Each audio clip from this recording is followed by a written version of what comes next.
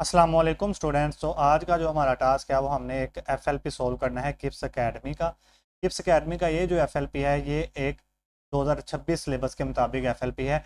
ये मैं आपको बता देता हूँ क्योंकि 2026 के अंदर जो है, क्योंकि हमें पता है कि 2025-26 में बायोलॉजी में 82 एमसीक्यूज आने थे। तो यहाँ पर देखें 82 एमसीक्यूज हैं, तो इससे ये मुराद है कि ये 2025-26 के मुताबिक बनाया गया था। ये पिछले साल का है, बिल्कुल 2025 का है, मगर सिलेबस एग्जैक्टली सेम है, तो इस वजह से इसको प्रैक्टिस करना बहुत ज़रूरी है ताकि आपकी तैयारी का पता चल सके। तो चलिए हम शुरू करते हैं। केमिस्ट्री का पोर्शन हम सोल्व करेंगे। केमिस्ट्री के पोर्शन में जो है यहाँ पर देखिए, पहले इसको मैं फुल लेंथ कर लूँ। चलें, केमिस्ट्री के पोर्शन में यहाँ पर देखिए सबसे पहला क्वेश्चन है, कह रहा है जी 1 mole of carbon dioxide contains, 1 mole carbon dioxide के अंदर क्या होगा। तीन उसने बातें नीचे लिखी हुई हैं। तो आपको सबसे पहले तो ये तो पता ही होना चाहिए कि जब भी कोई चीज़ 1 मोल हो तो उसके अंदर 6.0 10⁻23 मॉलिक्यूल्स होते हैं। तो ये सी वाली ऑप्शन तो ठीक है कि ये बात ठीक है, इसके अंदर 6.0 10⁻23 मॉलिक्यूल्स होंगे 1 मोल कार्बन डाइऑक्साइड में। दूसरी बात, अगर आप यहाँ पर देखें कार्बन डाइऑक्साइड अगर 1 मोल हो, एक मालिक्यूल हो कार्बन डाइऑक्साइड का, तो उसके अंदर फिर कार्बन का एक एटम होगा और ऑक्सीजन के 2 एटम होंगे। और अगर हम कार्बन डाइऑक्साइड को 1 मोल मान लें तो फिर इसके अंदर एक कार्बन के 1 मोल एटम होंगे और ऑक्सीजन के 2 मोल एटम होंगे। तो मतलब ये जो बी और सी बात उसने लिखी है, ए और बी, 1 मोल इसमें कार्बन एटम होंगे और 2 मोल इसमें ऑक्सीजन एटम होंगे, ये भी बिल्कुल ठीक है। हमारे पास जो है डी ऑप्शन करेक्ट है कि ये सारी बातें उसने करेक्ट लिखी हुई। एक यहाँ पर लिख लें कि 1 मोल कार्बन डाइऑक्साइड के अंदर ये 1 मोल ही इसमें 1 मोल इसमें कार्बन एटम होंगे और इसके अंदर 2 मोल जो है वो oxygen atom, 2 mole of oxygen atom, ये आप लिख लें। अच्छा, उसके बाद जो है हमारे पास ये जो 83 एमसीक्यू है, 83 में जो है थोड़ी सी मिस्टेक उन्होंने की है। वो कह रहा है इन द गिवन रिएक्शन, ये रिएक्शन है अमोनिया का, और कह रहा है कि इसके अंदर कितना वॉल्यूम लगेगा H2 का अगर हमने उसका रिएक्शन करवाना हो 1 मोल नाइट्रोजन से। तो ये आपको अमोनिया की इक्वेशन आती है, बखूबी आती है, आप बहुत बार लिखते हैं इसको। तो देखें अमोनिया के अंदर मैं पहले भी समझा चुका हूँ कि स्टोशियोमेट्री के अंदर जब भी सवाल आए, पहले देखो किन दो चीज़ों के बारे में उसने पूछा है। एक चीज़ की उसने वैल्यू दी होगी और दूसरी की पूछी होगी। तो किसकी पूछी है उसने? नाइट्रोजन की उसने दी हुई है कि नाइट्रोजन 1 मोल है और हाइड्रोजन आपने कैलकुलेट करना है। ठीक है, हाइड्रोजन आपने कैलकुलेट करना है। तो हम क्या करेंगे, सबसे पहले वो वाली वैल्यूज लिखेंगे जो कि बैलेंस इक्वेशन में है। बैलेंस इक्वेशन में नाइट्रोजन 1 मोल है तो इसको 1 मोल लिखेंगे, हाइड्रोजन 3 मोल है तो हाइड्रोजन को 3 मोल लिखेंगे। उसके बाद जो क्वेश्चन में उसने कहा है कि नाइट्रोजन 1 मोल ही लो और फिर बताओ कि हाइड्रोजन कितना बनेगा, तो इसको क्रॉस मल्टीप्लाई करवा दो। क्रॉस मल्टीप्लाई करवाने से जो हमारे पास हाइड्रोजन के मोल आए वो आए 3 मोल। अगर उसने मोल नहीं पूछे हाइड्रोजन के, उसने कहा था कि हाइड्रोजन का वॉल्यूम बताओ, तो हमें पता है एक एक मोल गैस का वॉल्यूम होता है 22.4 लीटर, और 3 मोल का क्या होगा, 3 से मल्टीप्लाई करवा दो तो 22.4 लीटर मल्टीप्लाई होगा तो 67 के करीब आपका आंसर आएगा, 67 लीटर। यहाँ पर 67 कहीं नहीं मिल रहा, इस वजह से मैं कह रहा था कि उन्होंने थोड़ी सी इसमें मिस्टेक की है, उन्होंने यहाँ पर आंसर बी लिखा था मगर इसका होना चाहिए 67 आंसर। तो जो है नेक्स्ट हमारे पास 84 क्वेश्चन है, कह रहा है 56 gram of iron react completely with how many moles of oxygen to produce Fe2O3। सबसे पहले तो ये देख लो कि जो 56 ग्राम आयरन है इसको अगर मोल्स में कन्वर्ट करें तो आपको पता है कि जो आयरन का मोलर मैस है वो 56 ग्राम ही होता है। तो अगर कोई चीज़ अपने मोलर मैस के बराबर हो तो वो 1 मोल के बराबर होती है, तो इसके कितने मोल आए, 1 मोल। आयरन के उसने कहा है कि 1 मोल इस्तेमाल करने हैं, तो इसमें भी उसने जो है आयरन और ऑक्सीजन को कंपेयर करवाया है। सबसे पहले हम इक्वेशन बैलेंस कर लेते हैं। इक्वेशन में देखोगे तो यहाँ पर आयरन 2 है, यहाँ पर आयरन 1 ही है। चलो ठीक है, ऑक्सीजन देखो यहाँ पर 3 है, यहाँ पर 2 है, तो अगर हम यहाँ पर 3 लगा दे तो 3 to the 6, यहाँ पर भी 3 लगा दे तो 3 to the 6। अब आयरन कितने हो गया, 4, तो यहाँ पर 4 लगाना पड़ेगा। तो अब हमें आयरन को ऑक्सीजन को कंपेयर करना था। आयरन इक्वेशन के मुताबिक 4 है, ऑक्सीजन 3 है, और इसके मुताबिक सवाल में उसने कहा था आयरन 1 ले लो और अब बताओ ऑक्सीजन कितने मोल इस्तेमाल होगी, तो एक्स ले लो, इसको क्रॉस मल्टीप्लाई करवा तो हमारे पास आएगा 3/4 आंसर। तो मतलब ऑक्सीजन के 3/4 मोल इस्तेमाल होंगे, दैट इज सी ऑप्शन। फिर हमारे पास चौथा सवाल है, the number of orbitals in the fourth energy level. चौथे एनर्जी लेवल में ऑर्बिटल्स कितनी होंगी। देखो चौथा एनर्जी लेवल होता है एन शेल। एन शेल में 4s 4p 4d and 4f होते हैं, ठीक है। 4s के अंदर एक ऑर्बिटल होती है, 4p में 3, 4d में 5 और 4f में 7। तो इसको प्लस करो, आपके पास आंसर आएगा 16। तो मतलब हमारे पास टोटल इसमें चौथे शेल में 16 ऑर्बिटल होंगी। आंसर हमारे पास जाएगा बी ऑप्शन। फिर हमारे पास उसने एक और सवाल पूछ लिया, कह रहा है which temperature represents the same figure in both Celsius and Fahrenheit. तो याद रख लें कि जो -40 है ना, इसकी वैल्यू सेल्सियस और फ़ारेनहाइट में बराबर होती है, ठीक है। तो ये आपका सेम सेम वैल्यू है। फिर 87 में है magnetic quantum number values for D orbital are 0 +1 +1 -1 +2 -2 and D orbital है 5 ओरिएंटेशन इन स्पेस आर।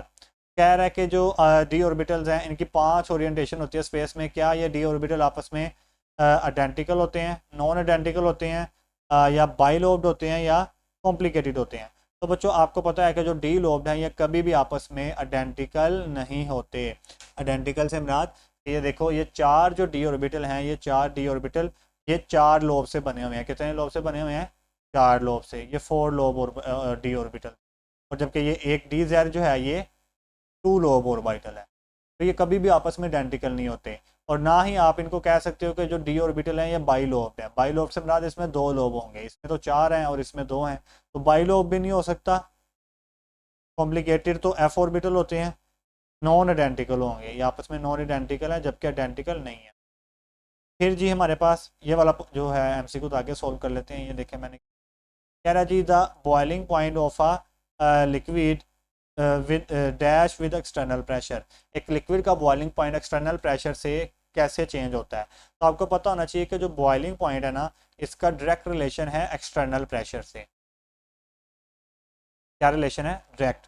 अगर तो एक्सटर्नल प्रेशर कम किया तो बॉइलिंग पॉइंट भी कम होगा, और अगर तो एक्सटर्नल प्रेशर बढ़ाया तो बॉइलिंग पॉइंट भी बढ़ेगा। आपने वो मरी वाली एग्जांपल पढ़ी होगी कि जब आपने एक्सटर्नल प्रेशर बढ़ा दिया तो मरी पर भी बॉइलिंग पॉइंट जो है वो, सॉरी मोरी पर बॉइलिंग पॉइंट एक्सटर्नल प्रेशर कम हो जाता है तो बॉइलिंग पॉइंट कम हो जाता है। तो इसमें जो है चेंज होता है ना, तो आप कह सकते हो कि हमेशा वो बढ़ता है ना ही हमेशा डिक्रीज होता है। जैसे अगर तो एक्सटर्नल प्रेशर कम करोगे तो कम हो जाएगा, अगर ज़्यादा करोगे तो बॉइलिंग पॉइंट ज़्यादा हो जाएगा। चेंज होगा मगर हमेशा इंक्रीज या हमेशा डिक्रीज नहीं होगा, एक्सटर्नल प्रेशर के मुताबिक ही होगा काम। फिर हमारे पास एक और मज़ेदार सवाल है, if the pressure and volume sorry if the pressure and absolute temperature of 3 decimetre cube of gas are double then what will be the volume. कह रहा है आपके पास जो है वॉल्यूम है वो है जो 3 डेसीमीटर क्यूब, प्रेशर हमने डबल कर दिया है और टेम्परेचर भी डबल कर दिया है। बताएं नया वॉल्यूम क्या होगा। तो नया वॉल्यूम आप कैसे निकालेंगे, इसी इक्वेशन में से वॉल्यूम को अलग कर लें। तो वॉल्यूम इज इक्वल टू आ जाएगा NRT/P। अब वी डैश निकालना है तो हमें यहाँ पर पी डैश और टी डैश की वैल्यूज पुट करनी है। N is equal to N into R. P की वैल्यू क्या आ जाएगी 2T, हमने इसको डबल कर दिया है, और पी की वैल्यू आ जाएगी 2P। देखिए 2 और 2 कैंसिल हो गया, ठीक है। और 2 और 2 कैंसिल हो गया तो वही वैल्यू आ गई वी नोट की वैल्यू वही आ गई NRT/P। वही वैल्यू आ गई पहले वाली, ये देखो। मतलब वी की जो वैल्यू है वो वही रहेगी, दैट इज 3 डेसीमीटर क्यूब। हमारा आंसर क्या, वी वही रहा 3 डेसीमीटर। जी, तो ये हमने एमसीक्यू सोल्व कर लिया। अब देखें यहाँ पर जो है ना, सीधा उसने ब्लर पीडीएफ नहीं दी, ये मैंने एआई से ठीक करवा ली थी। हमारे पास 90 एमसीक्यू का कह रहा है the change in enthalpy that occurs when 1 mole of a substance of a crystalline substance are form from its gaseous ion. तो आपको ये पता होना चाहिए कि जैसे हम पढ़ते हैं Na+ गैसियस फॉर्म में और क्लोरीन माइनस गैसियस फॉर्म में, ये जो आयन आपस में मिलते हैं तो इनके नतीजे में 1 मोल NaCl सॉलिड क्रिस्टलाइन बनता है। तो ये 1 मोल जब NaCl अपने गैसियस एटम से बनता है तो तब जो एनर्जी में चेंज आता है उसे हम कहते हैं लैटिस एनर्जी। तो आंसर जाएगा हमारा ए ऑप्शन, लैटिस एनर्जी की डेफिनेशन। सी 91 कह रहा है anisotropic substances can are sorry amorphous substances are isotropic because, कह रहा है अमोर्फस सब्सटेंसेस आइसोट्रोपिक होते हैं। याद रखिएगा ये अमोर्फस का पूछ रहा है, अमोर्फस होते हैं आइसोट्रोपिक, जबकि हमने क्रिस्टलाइन सब्सटेंसेस पढ़ा है, क्रिस्टलाइन सब्सटेंसेस होते हैं एन आइसोट्रोपिक। अब एन आइसोट्रोपिक क्या होता था कि एनआइसोट्रोपिक ऐसी प्रॉपर्टी होती थी जो कि behave different in different direction, जबकि आइसोट्रोपिक उससे उल्टा है, ये सेम बिहेव करेंगी हर डायरेक्शन में। तो इसकी उसने आंसर पूछा है तो वो आपने ये लिखाना है, they have same values of property in all direction, जबकि एन आइसोट्रोपिक की बिहेवियर डिफरेंट होता है डिफरेंट डायरेक्शन में। ठीक है, तो यहाँ पर उसने अमोर्फस का पूछा, अगर क्रिस्टलाइन का पूछता तो उसकी एन आइसोट्रोपिक बिहेवियर होना। ये बहुत अहम एमसीक्यू है। Of the following equation which one will shift to the left in response to a decrease in volume। यार अगर वॉल्यूम डिक्रीज करेंगे तो कौन सी इक्वेशन लेफ्ट की तरफ है वो डिक्रीज मुड़ जाएगी।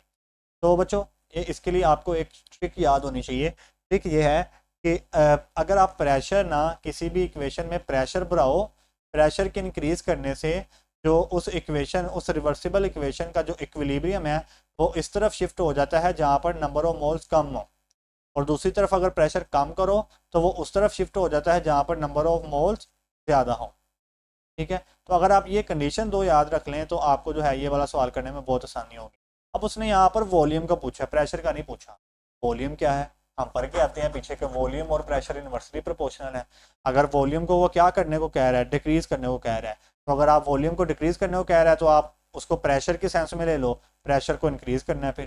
तो अगर प्रेशर को इंक्रीज करना है तो इक्विलिब्रियम उस तरफ जाएगा जहाँ पर नंबर ऑफ मोल्स कम है। तो उसने पूछा है कि लेफ्ट की तरफ कौन जाएगा, लेफ्ट की तरफ ही पूछा है ना, shift in response to the will shift in response to the, हाँ जी लेफ्ट की तरफ उसने पूछा है। तो लेफ्ट की तरफ कौन जाएगा, लेफ्ट होता है रिएक्टेंट वाली साइड पे। तो अगर जिस किसी के रिएक्टेंट वाली साइड पर नंबर ऑफ मोल्स कम हुए तो रिएक्शन जो है वो उस तरफ शिफ्ट हो जाएगा। ठीक है, तो आपने अब ये देखना है कि रिएक्टेंट की तरफ नंबर ऑफ मोल्स कम किस में है। पर यहाँ पर देखें तो यहाँ पर रिएक्टेंट जो है वो 3 मोल है और प्रोडक्ट जो है वो 1 मोल है, तो ये तो ज़्यादा है रिएक्टेंट की तरफ, ये नहीं हो सकता। यहाँ पर देखें तो रिएक्टेंट के 4 मोल है और यहाँ पर 2 मोल है, तो ये भी नहीं हो सकता, रिएक्टेंट के नंबर ऑफ मोल ज़्यादा है। इसके देखें तो ये भी जो है रिएक्टेंट के 2 मोल है, प्रोडक्ट के भी 2 मोल है, ये भी नहीं हो सकता। इसको देखें तो सॉरी रिएक्टेंट के 2 मोल हैं और प्रोडक्ट के 3 मोल हैं, तो ये हमें मिल गया जिसमें रिएक्टेंट के नंबर ऑफ मोल्स कम है। तो यही हमने ढूंढना था कि ऐसी ऑप्शन जहाँ पर रिएक्टेंट के नंबर ऑफ मोल्स क्या हो, कम हो, तो वो हमारे पास है डी ऑप्शन। डी हमारा यहाँ पर आंसर। फिर कह रहा है जी if the KC has a very small value the extent of reaction is. अच्छा ये आपको याद होना चाहिए कि केसी का अगर छोटी वैल्यू हो तो रिएक्शन इतनी देर तक नहीं चलेगा, क्योंकि रिएक्शन जो है वो केसी की वैल्यू जल्दी अचीव हो जाएगी, तो extent of reaction very small जाएगा। बाद में पूछ रहा है कि the degree of dissociation of PCl5 into PCl3 and Cl2 will be largest at. फिर वो प्रेशर वाली सेंस ले रहा है जो यहाँ पर हमने बात की है। कह रहा है कि जो PCl5 को हम डिकम्पोज करते हैं, ये देखो PCl5 को डिकम्पोज किया PCl3 में और PCl2 में, ये एक इक्विलिब्रियम प्रोसेस है। तो कह रहा है कि इसकी degree of decomposition will be increase largest, मतलब कि ये रिएक्शन यहाँ पर डिकम्पोज कब ज़्यादा होगा, मतलब फॉरवर्ड ज़्यादा कब जाएगा। तो फॉरवर्ड जाने के लिए हमने क्या कंडीशन अभी देखी कि अगर आप प्रेशर को डिक्रीज करो तो रिएक्शन उस तरफ जाएगा जहाँ पर नंबर ऑफ मोल्स क्या है, ज़्यादा है। तो अगर हम इस रिएक्शन का प्रेशर कम करें तो प्रेशर कम करने से रिएक्शन जाएगा उस तरफ जहाँ पर नंबर ऑफ मोल ज़्यादा है। तो रिएक्टेंट के नंबर ऑफ मोल्स 1 है और प्रोडक्ट के 2 हैं, तो रिएक्शन फिर प्रोडक्ट की तरफ जाएगा, मतलब आगे की तरफ डिकम्पोजिशन बढ़ जाएगी अगर हम प्रेशर को क्या लेंगे, कम लेंगे। प्रेशर कम कौन सा है, 0.1 atm। तो ये हमारा आंसर। थोड़ा ट्रिकी सवाल था मगर अच्छा सवाल था। कह रहा है जी the half life of a second order reaction, एक सेकंड ऑर्डर रिएक्शन की हाफ लाइफ की हाफ लाइफ का क्या रिलेशन होता है इनिशियल कंसंट्रेशन से। तो ये आपको पता होना चाहिए कि जो हाफ लाइफ है किसी भी ऑर्डर ऑफ रिएक्शन की वो इन्वर्सली प्रोपोर्शनल है 1 raise to the power less than the order of reaction. तो अगर हमें सेकंड ऑर्डर की निकालनी है तो हम n की जगह पर लिख देंगे 2, तो 2 - 1 आ जाएगा is equal to 1 over a की पावर 1। मतलब जो है सेकंड ऑर्डर के लिए half life inversely proportional to initial concentration of reactant है। ये हमारे पास आएगा is inversely proportional to the initial concentration of reactant, B option inversely proportional to the of reactant. 96 है हमारे पास, और 96 में वो ये कह रहा है the rate expression for a reaction A + B product is rate is equal to K A की वैल्यू 1/2 B की power 1/2। The order of reaction. अच्छा कह रहा है कि ये हमारे पास रेट इक्वेशन है जिसमें जो है ए की पावर ए का रेट है 1/2, बी का रेट भी है 1/2। ऑर्डर ऑफ रिएक्शन आपने बताना है। अच्छा ऑर्डर आपको पता है ऑर्डर क्या होता है? ऑर्डर में हम ये जो रिएक्टेंट हैं इनकी जो ऑर्डर होते हैं उनको प्लस कर देते हैं तो हमारे पास ओवरऑल ऑर्डर ऑफ रिएक्शन आ जाता है। तो इनको प्लस करें तो प्लस करने के बाद क्या आएगा आपके पास 2/2। इसको अगर सोल्व करेंगे तो आपके पास आंसर आएगा 1। हमारा इसका आंसर क्या है? ऑर्डर ऑफ रिएक्शन कितना? 1 डी ऑप्शन। नेक्स्ट एमसीक्यू हम आगे सोल्व करते हैं।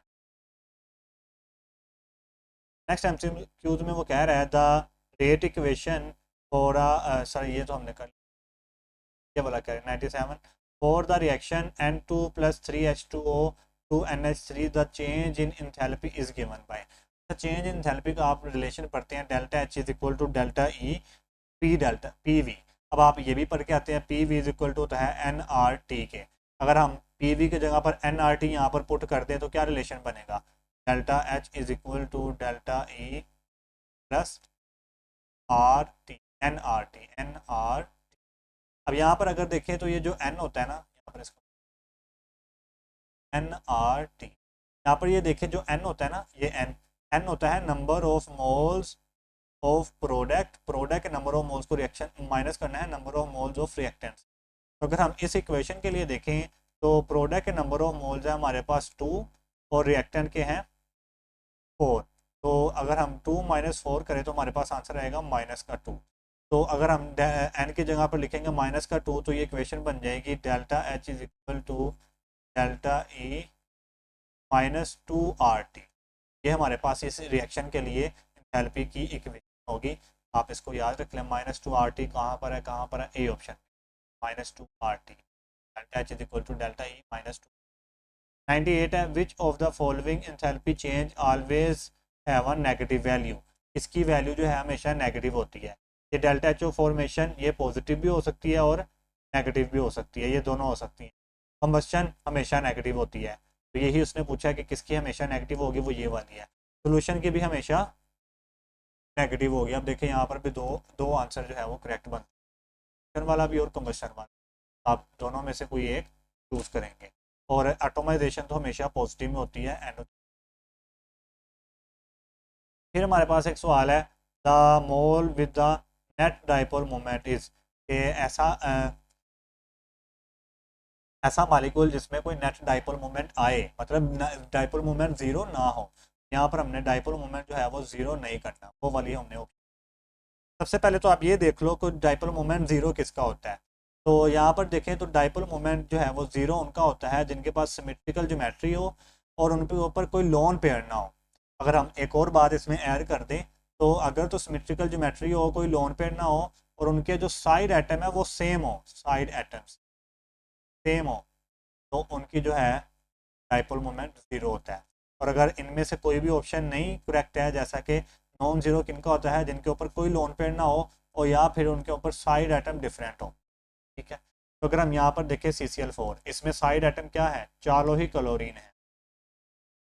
तो चारों क्लोरीन है मतलब सेम एटम है साइड एटम। तो हमने कहा जिसमें सेम साइड एटम होंगे उसका डाइपोल मोमेंट जीरो आएगा। तो इसका तो डाइपोल मोमेंट क्या आया? जीरो आया। के बाद NH3 इसमें लोन पेयर होता है, आपको पता है यहाँ पर मैंने स्ट्रक्चर बनाया भी हुआ है, ये देखिए लोन पेयर होता है तो इसका डाइपोल मोमेंट जीरो नहीं आएगा। आंसर हमारा ये गया। और इसका तो हमने कहा जिसके ऊपर जो है लोन पेयर हो उसका डाइपोल मोमेंट जीरो नहीं आएगा, तो इसका नहीं है। लोन पेयर है तो इसका डाइपोल मोमेंट जीरो नहीं। BF3 को देखेंगे तो इसमें भी साइड आइटम सेम है, कोई लोन पेयर नहीं, इसका भी जीरो आता है। BF2 इसका भी डाइपोल मोमेंट कोई लोन पेयर नहीं है, BF2 का भी डाइपोल मोमेंट सिर्फ जो है हमारे पास NH3 इसका डाइपोल मोमेंट जीरो आता। हमारा आंसर जो है वो NH3। आगे जी कह रहा है 100 में which of the following are isostructure. इनमें से बताना है कि कौन आइसोस्ट्रक्चरल है। पहले तो ये देख लो आइसोस्ट्रक्चरल होता कौन है। आइसोस्ट्रक्चर वो होता है जिनमें जिनका सेम स्ट्रक्चर हो। ऐसे मॉलिक्यूल जिनका सेम स्ट्रक्चर हो उसे हम कहते हैं वो आपस में आइसोस्ट्रक्चरल है। तो यहाँ पर देखें सबसे पहले है SO2 और CO2। देखें SO2 का जो फॉर्मूला होता है वो ये होता है, CO2 का ये होता है। ये तो SO2 जो है वो बेंड शेप में होता है और CO2 तो लीनियर होता है, तो ये आपस में आइसोस्ट्रक्चर बिल्कुल नहीं है। इसको CH4 करना है बच्चों। उसके बाद कह रहा है SO2 एंड SnCl2, ठीक है। SO2 भी बेंट होता है और SnCl2 ये भी बेंट होता है। ये आपस में आइसोस्ट्रक्चरल है, ये आपस में आइसोस्ट्रक्चरल। मैंने पूरा एक वेस्पर पे लेक्चर बनाया हुआ है, कैसे आपको पता चल सकता है कि इसकी क्या ज्योमेट्री है, तो आप वहाँ से देख सकते हैं कि SnCl2 की बेंट क्यों।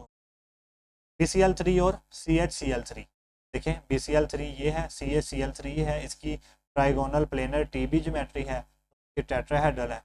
ये तो आपस में सेम नहीं हो सकती ज्योमेट्री, भी नहीं, ये भी ऑप्शन नहीं हो सकता। उसके बाद ये वाली जो है NH3 और CH4, NH3 और CH4, NH3 एंड CH4, तो NH3 ले लो और CH4 ले लो, ये भी आपस में ज्योमेट्री सेम नहीं।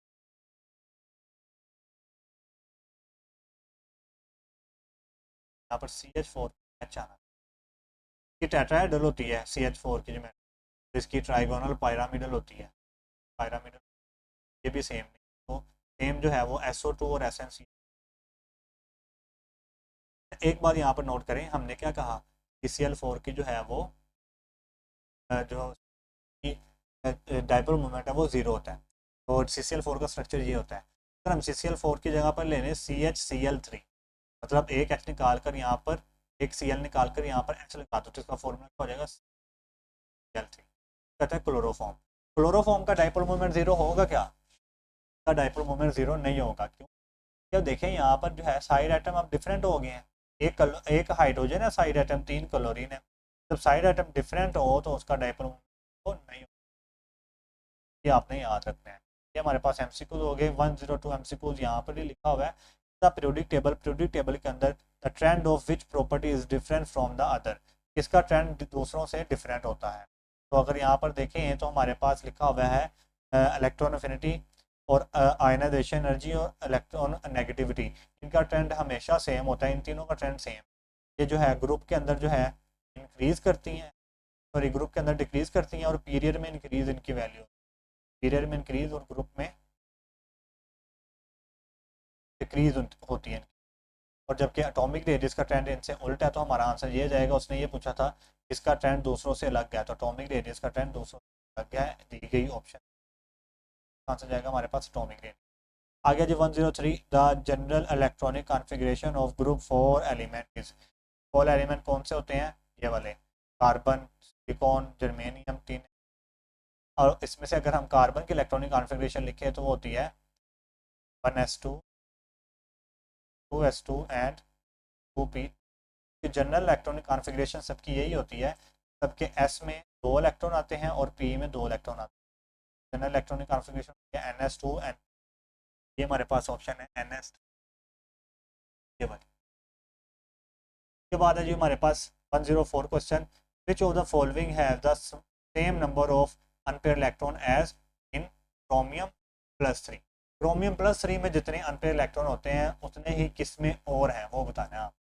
पहले तो क्रोमियम+3 में निकाल लो कितने इलेक्ट्रॉनिक कॉन्फ़िगरेशन, डी में यहाँ पर 5 इलेक्ट्रॉन और 4s में एक, +3 का मतलब 3 इलेक्ट्रॉन निकालने हैं, तो एक यहाँ से गया, एक यहाँ से गया और एक, बाकी कितने रह गए, 3 अनपेयर इलेक्ट्रॉन रहे। अब हमने देखना है कि 3 अनपेयर इलेक्ट्रॉन किस में होंगे। पहली ऑप्शन है कोबाल+3, देखो कोबाल की जो इलेक्ट्रॉनिक कॉन्फ़िगरेशन होती है ना, वो यहाँ पर डी में उसके 7 इलेक्ट्रॉन होते हैं, 7,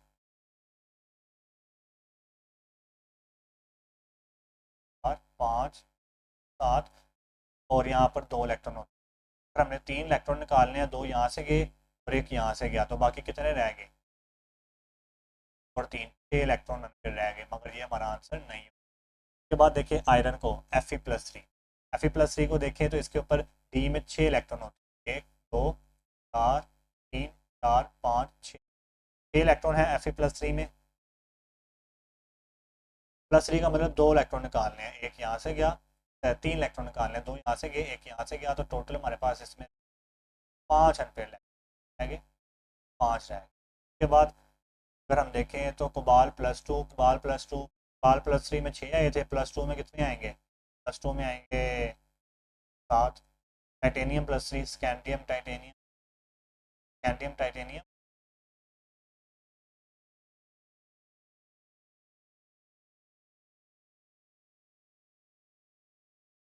देखिएगा कोबाल प्लस 3 के अंदर यहाँ पर जो है गलती होगी।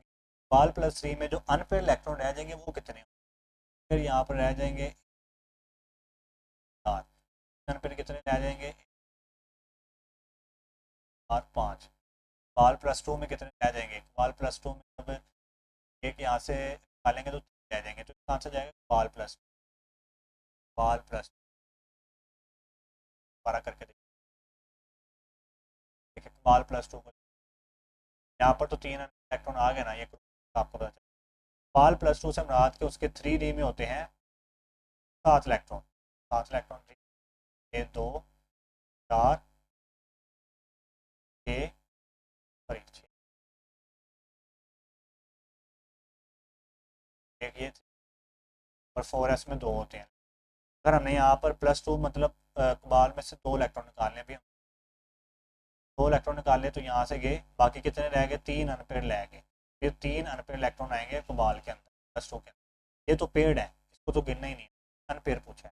अनपेड है कोबाल के अंदर।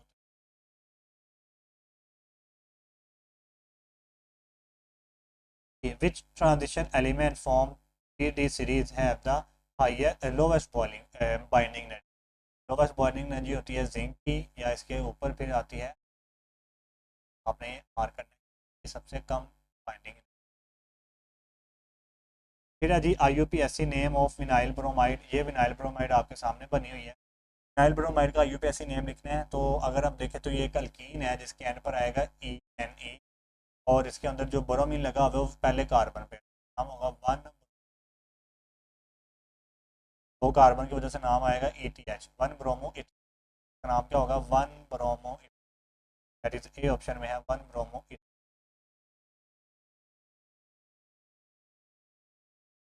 के बाद 107 पर विच of the following is a polycyclic compound? कौन सा जो है वो एक पॉलीसाइक्लिक कंपाउंड है? तो आपने ये बताना है। अगर हम देखें एनिलीन, ये एक साइकिल वाला है, पॉली तो नहीं हुआ, एक साइकिल हुआ। टायरीन, जाइलीन, जाइलीन का ये स्ट्रक्चर होता है, ये भी एक साइकिल वाला है।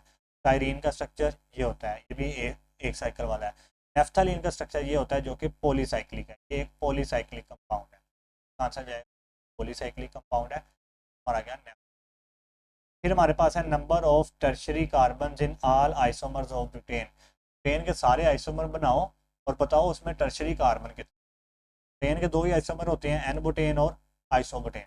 इसमें देखें तो इसमें तो कोई टर्शरी कार्बन नहीं है। टर्शरी कार्बन ऐसा कार्बन जिसमें जो आगे 3 कार्बन से अटैच हो। तो अगर यहाँ पर देखें तो ये वाला कार्बन जो है वो आगे 3 कार्बन से अटैच है, एक इधर और एक इधर, तो इसको हम कहेंगे टर्शरी कार्बन। तो आइसोबुटेन में एक टर्शरी कार्बन है और यहाँ पर 0 है, टोटल करेंगे तो 1 ही आएगा। तो ये आइसोमर्स ऑफ बुटेन में एक ही टर्शरी कार्बन है।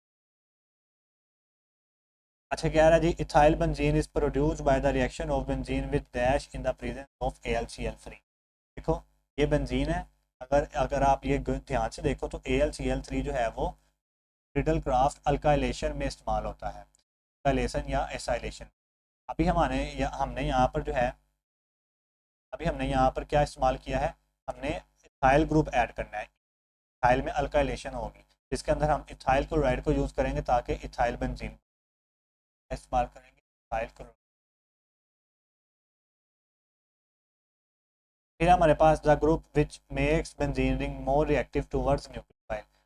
आज मैंने आगे किया। तो ऐसा ग्रुप जो कि बेंजीन रिंग को क्या करता है? रिएक्टिव न्यूक्लियोफाइल की तरफ उसे वो कौन सा होगा? तो वैसे तो जो है रिएक्टिव वो होते हैं, बेंजीन को रिएक्टिव वो करते हैं जो कि ऑर्थो पैरा डायरेक्टिंग ग्रुप हो। इसमें से ऑर्थो पैरा डायरेक्टिंग OH भी है, Cl भी है, NH सॉरी Cl नहीं है, OH है, NH2 है और CH3। ये तीनों ही ऑर्थो पैरा डायरेक्टिंग है, मगर ज़्यादा जो ऑर्थो पैरा डायरेक्टिंग बिहेवियर रखता है वो NH2 है, और ये ज़्यादा जो है वो एक्टिव रिएक्टिविटी शो करवाएगा बेंजीन की, ये ज़्यादा उसको रिएक्टिव करेगा। आंसर जाएगा reactive NH। Phenol when reacted with zinc dust produce. आगे सॉल्व किया था, जब फिनॉल ने जिंक डस्ट से रिएक्शन किया तो उसके बेंजीन बनती है। फिनॉल वाले चैप्टर में आपको ये what will be the product of Grignard reagent when it reaction with butanone? याद ब्यूटानॉन कह रहा है कि जब आप ग्रिग्नोन रिएजेंट का ब्यूटानॉन से रिएक्शन करवाएं क्या बनता है। याद रखिए ग्रिग्नोन रिएजेंट का जब आप फॉर्मेल्डिहाइड से रिएक्शन करवाएं तो उसके नतीजे में बनता है प्राइमरी अल्कोहल।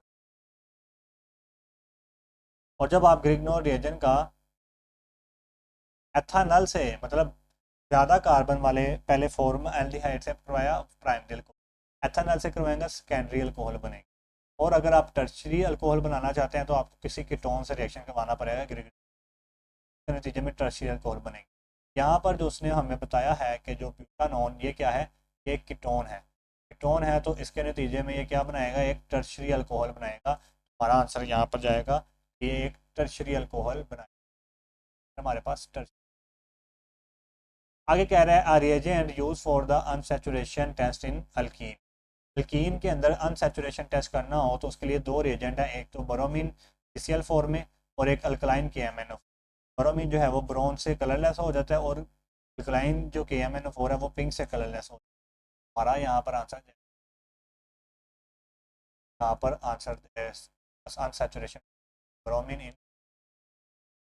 के बाद जो है एक ट्रिकी सवाल उसने बनाया है अपनी तरफ कि ये जो है हमारे पास प्रोपानॉल, ये जो है PCl5 से रिएक्शन करके एक ए प्रोडक्ट बना रहा है और वो जो ए प्रोडक्ट है फिर अल्कोहलिक KOH से रिएक्शन करके बी प्रोडक्ट बना रही है। बताइए बी क्या होगा। तो एक सीरीज वाला रिएक्शन आ गया है सीरीज। तो सबसे पहले उसने ये देखो 1 प्रोपानॉल का रिएक्शन कराया PCl5 से, तो आपको पता होना चाहिए इसका रिएक्शन करवाने से अल्काइल क्लोराइड बनता है और साथ साइड प्रोडक्ट बनती है।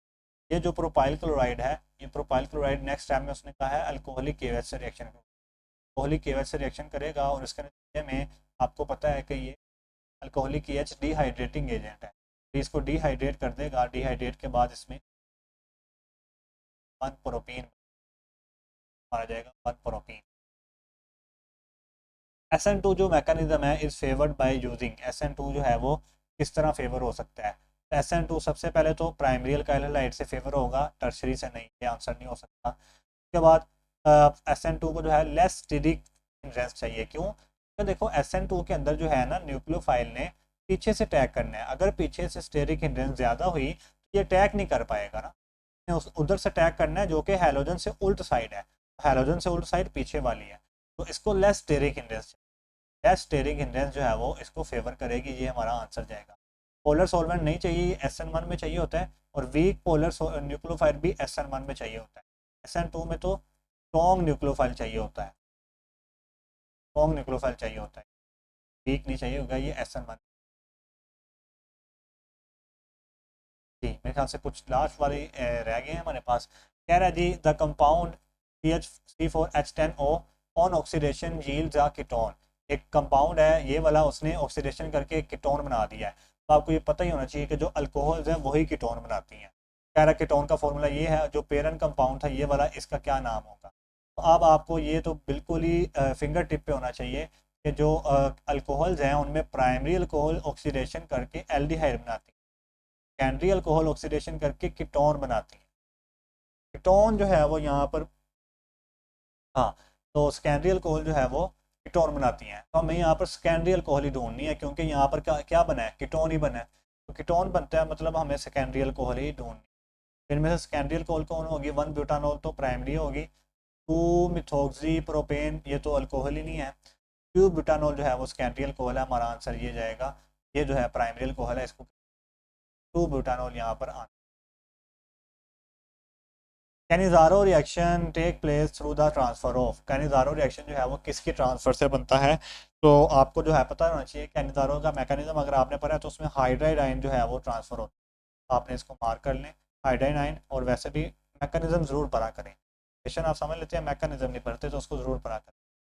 The acidity of enzyme is best at और अराउंड द टेम्परेचर, ये तो आपको पता है कि हमारी जो बॉडी के अंदर एंजाइम है उसकी एसिडिटी एक्टिविटी जो है 37 डिग्री पर ज़्यादा होती है activity. Aldol condensation of propanal जील्स, प्रोपानल की अल्डोल कंडेंसेशन से क्या बनेगा, यहाँ पर देखें, ये है जो हमारे पास एक प्रोपानॉल, ये है दूसरा प्रोपानॉल। आपको पता है अल्डोल कंडेंसेशन में दो प्रोपानॉल या कोई भी मालिक्यूल रिएक्शन करेगा अल्डोल कंडेंसेशन से, तो दो मालिक्यूल इस्तेमाल होंगे। यहाँ पर होता क्या है कि ये कार्बन आकर इससे अटैच हो जाता है, ये वाला एच जो है वो चले जाता है इसके पास, तो ओ एच बन जाता है, हमारे पास ये मालिक्यूल बन जाता है। इसका नाम लिखें तो एक ये कार्बन है, दो, तीन, चार, पांच कार्बन, पांच कार्बन वाला एल्डिहाइड क्या नाम होगा? पेंटानल। उसके बाद टू पे मिथाइल ग्रुप है और तीन पे हाइड्रोक्सी, तो इसका नाम होगा two methyl di hydroxy propanal, pentanal sorry, di hydroxy pentanal, तो इसका आंसर जाएगा ये three hydroxy two methyl pentanal, three hydroxy two. आ गया हमारे पास 120 में, the substrate binds with the active site enzyme at active site. Substrate enzyme की कौन सी साइट पर बाइंड करते हैं? अच्छा मैंने क्वेश्चन में बोल दिया था एक्टिव साइट पर बाइंड करते हैं। विच of the following has the maximum number of carbon atom, किसमें कार्बन एटम सबसे ज़्यादा होंगे? देख लें, जो सक्सिनिक एसिड है, डीपिक एसिड है, ओक्सैलिक एसिड है या मैलिक एसिड। सक्सिनिक एसिड का फॉर्मूला ये होता है टोटल 4 कार्बन, आपको याद होने चाहिए एसिड के सारे फॉर्मूलाज। ये पहले तो ये देख लो, ये सारे जो हैं वो डाई एसिड मतलब में दो एसिड ग्रुप आ रहे हैं, वो क्या कहते हैं, एलिफेटिक डाई एसिड। उसके बाद इसको देखें तो ये किसका फॉर्मूला है? सक्सिनिक एसिड के बाद एडिपिक एसिड का, ये किसका है? डीपिक एसिड का है। डीपिक एसिड में देखो एक, दो, तीन, चार, पाँच, छः, छः इसमें जो है वो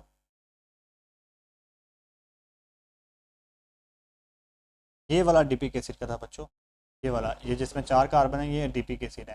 ये कौन सा है? डीपिक एसिड। ये वाला सक्सिनिक एसिड का है। सक्सिनिक एसिड के अंदर कितने कार्बन है? 6 कार्बन है, 6 कार्बन। उसके बाद क्या है जी? ऑक्सैलिक एसिड, ऑक्सैलिक एसिड ये होता है और मैलिक एसिड ये होता है। तो इनमें जो है 2 कार्बन में 3 कार्बन, तो हमारा आंसर जाएगा सक्सिनिक एसिड, हमारा आंसर में ज़्यादा कार्बन है। अच्छा, पाइन एप्पल कह रहा है क्या फ्लेवर रखता है? तो इसके आपको फ्लेवर याद होनी चाहिए। बेंजाइल एसीटेट का फ्लेवर जासमिन होता है, ऑक्साइल एसीटेट का ऑरेंज, और आइसोबुटाइल फॉर्मेट का रेस्पबेरी, और इथाइल बुटाइरेट का होता है फ्लेवर पाइन एप्पल।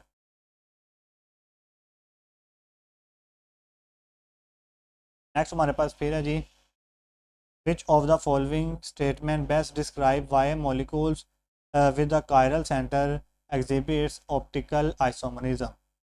कह रहा है कौन सी स्टेटमेंट ये बताती है कि जिनके अंदर कायरल सेंटर है वो आइसोमरिज्म, ऑप्टिकल आइसोमरिज्म शो कर सकते हैं। कायरल सेंटर होता है जिसमें कार्बन जो है वो आगे 4 डिफरेंट ग्रुप से अटैच हो, तो ये 4 डिफरेंट ग्रुप है, ठीक है। 4 डिफरेंट ग्रुप से जब कार्बन एटम अटैच हो तो उसे हम कहते हैं कायरल कार्बन, इसी वजह से ये ऑप्टिकली एक्टिव होता है। It consist of a carbon which is bounded to 4 different groups and it is a mirror image. N triple bond N, N double bond N को क्या कहते हैं जी? इसको कहते हैं एजो ग्रुप, तो आपका आंसर जाएगा B option. Which of the following is a synthetic rubber used in making plastic bags. तो याद याद रख लें, ये पॉलीथाइलीन को पॉलीथीन भी कहते हैं। तो ये जो है प्लास्टिक बैग होते हैं जिनको, जिससे ये बनते हैं प्लास्टिक बैग, इनसे। कह रहा है जी, adhesives are widely use in modern industries and household, which the following best describe the primary function. Adhesives का क्या प्राइमरी फंक्शन है? का यही काम होता है कि ये दो सरफेसेस को आपस में जोड़ देती हैं, और इनका क्या काम होता है? आंसर ये जाएगा। तो ये था हमारे पास किप्स का एफएलपी। उम्मीद है आपको पसंद आया होगा, लाइक से सब्सक्राइब जरूर कीजिए।